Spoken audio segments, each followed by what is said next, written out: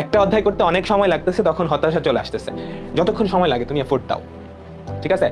পড়াশোনার পেছনে তুমি যতক্ষণ সময় দিতে পারো, সময় বেশি লাগুক অসুবিধা নাই তো। পড়াশোনার বাইরের অন্যান্য জিনিসপত্রগুলো কাট করে দাও। বাইরে ঘোরাঘুরি, খেলা দেখা, মুভি দেখা, ফেসবুক চালানো, এগুলো কাট করে দাও না। তুমি একটু নিজেকেই জিজ্ঞাসা করো যে তুমি আসলে সারাদিনে কতক্ষণ পড়াশোনা করতেছো আর কতক্ষণ পড়াশোনার বাইরের কাজ করতেছো, ঠিক আছে?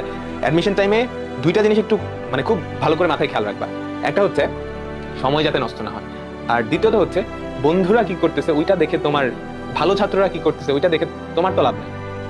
ওর আগে থেকেই সবকিছু পড়া আছে, ও এখন অ্যাডভান্স জিনিসপত্র পড়তেছে, আইআইটি সলভ করতেছে, এই জন্য কি তুমিও গাধার মতো গিয়ে সলভ করবা?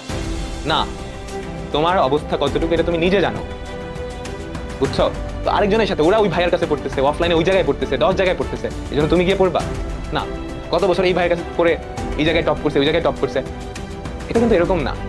টপ করছে ও নিজের কারণে, ও নিজে পড়ছে, এটা বুঝছো? আমি নিজেও তো টপার ছিলাম, আমি টপ করছি কি ওর কাছে পড়ছি, এর কাছে পড়ছি দেখে? আমি নিজে পড়ছি, এই জন্য নিজের পড়াটা সবচেয়ে গুরুত্বপূর্ণ।